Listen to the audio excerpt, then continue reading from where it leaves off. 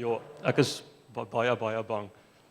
So as julle enigiets verstaan van wat ek vandag sê, ek meen dis nie van my af nie, dis van die Here af. Okay, just a bit of background. Is it Engels, Afrikaans, okay? Of? Okay, just a bit of background of how my first introduction to Christ, to Christianity. Growing up in Addo, was there in a community, NG Kerk, and from a child's point of view, this is what Christianity was. It was during the week, you kind of do what you want. Sunday, you sit in church, you listen to the dominee using big words that you never understand. So big in order, using big words you never understand, and then come the week, you kind of do what you want again. And the most important thing that stood out from a child's point of view was the birth of Christ, not the death and resurrection. En dis my idee van Christendom gewees. En God is iemand wat nie hier by ons is nie. Hy's daar ver in die hemel. Hy kan nie sommer net afkom en jou kom help en hy's nie by jou nie. En soos jy 'n kind is, hoor jy van hierdie persoonlike verhouding met God. Party mense hier en daar op kampe praat daarvan.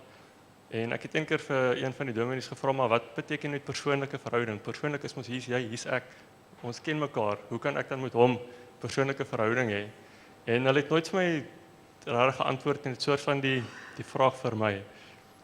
En I never read the Bible because primary school I was a very bad reader and the teacher made me stand in front of the class and read, and I was so ashamed I decided, no, I will never read a book again. So I never read the Bible. My only idea of Christianity was what I heard and saw from the elder people and the church. Toe gaan ek universiteit toe. To university. That was my greatest test trial I had to go through.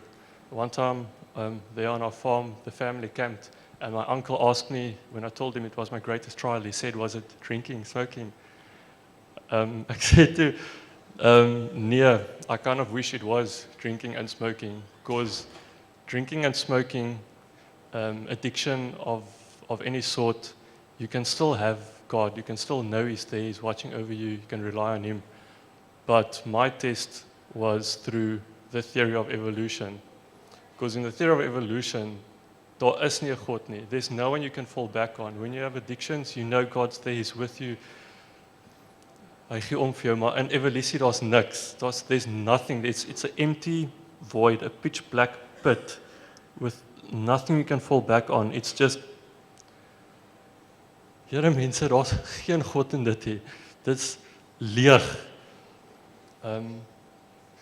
In eerste jaar, tweede jaar, I was just focusing on getting good marks. My parents paid for my studies, didn't want to let them down. I studied. It didn't get to me too much. But then third year, I was walking on a sword. I was starting to wobble. Didn't go to church anymore. En my ma het dit gesien. Maar ek dankie Vader vir hom haar.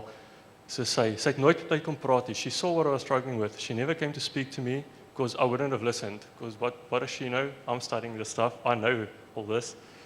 Maar sy het net aanhou bid. Sy het net gebid. En sy het dit nooit vir my gesê nie. Net in stilte. Die gebed van 'n moeder is. En vierde jaar kan ek my eerlikwaar sê, man, ek kon nie meer glo nie. How could I believe that there is a God? Look at all these facts that there's no God. En daar's 'n broer in die geloof, 'n mens wat vir Christus ken, vir hom lief is, saam met my in die klas 4de jaar toe. En hy sien toe ek sukkel hiermee en God het hom gewys. En hy gee net vir my so 'n video om te kyk van Kent Hovind. It's a guy that he loves Jesus. En hy verduidelik toe net die teorie van evolusie uit 'n Christelike oogpunt uit 'n Bybel uit. En dis die eerste keer wat ek daai kant van die storie hoor. And I felt like I was, okay, yeah, I am walking on the sword again, not wobbling anymore.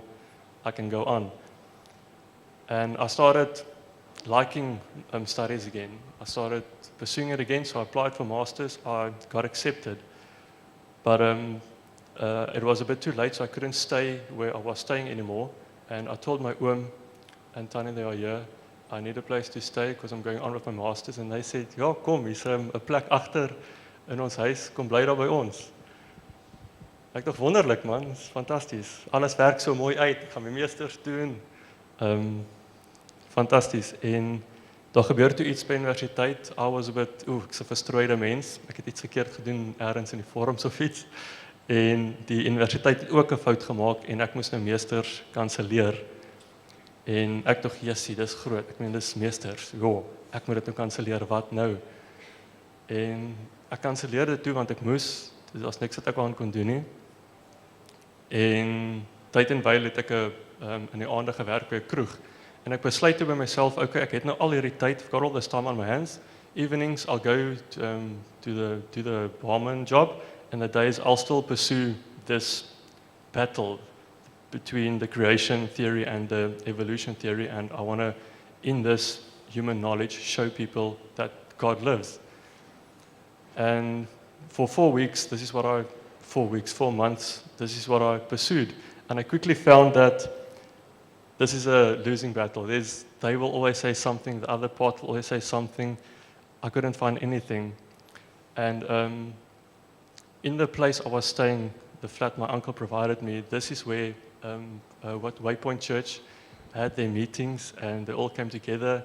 And just through looking at them, observing them, I saw that, man, there's something else to Christianity than just going to church every Sunday and doing through the week what you want. And I thought, okay, fine, maybe I should put this whole argument aside for a bit and go back to the foundation, the true word, the Bible.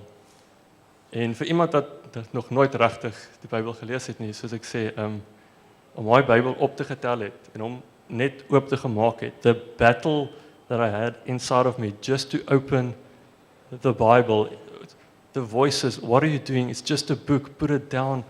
Are you an idiot? Why would you want to read this? It's written by men. En uiteindelik toe begin ek dit lees. En van voor tot agter, I was looking for where does a person fit in today in the Bible, a Christian, a man of God. And the Old Testament didn't make sense to me much, so much stuff. And then the New Testament, reading about Christ for the first time, was wonderlik, mense.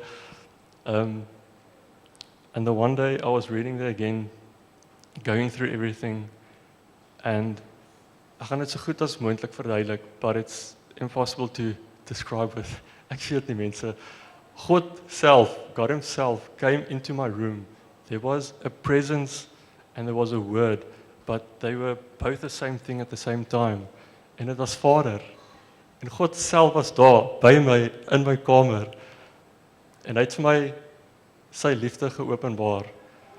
Julle, dis nie asof ek nie liefde ken nie. I know love. I have such a loving family. Maar die liefde wat hy vir my daar geopenbaar het, is so, ek wens net ek kon dit in julle harte inplant. Hy is so lief vir ons. Liefde wat alles oorkruis, liefde wat dit maak nie sin nie en is verniet. Jy hoef niks te doen daarvoor nie. Dis onbegryplik.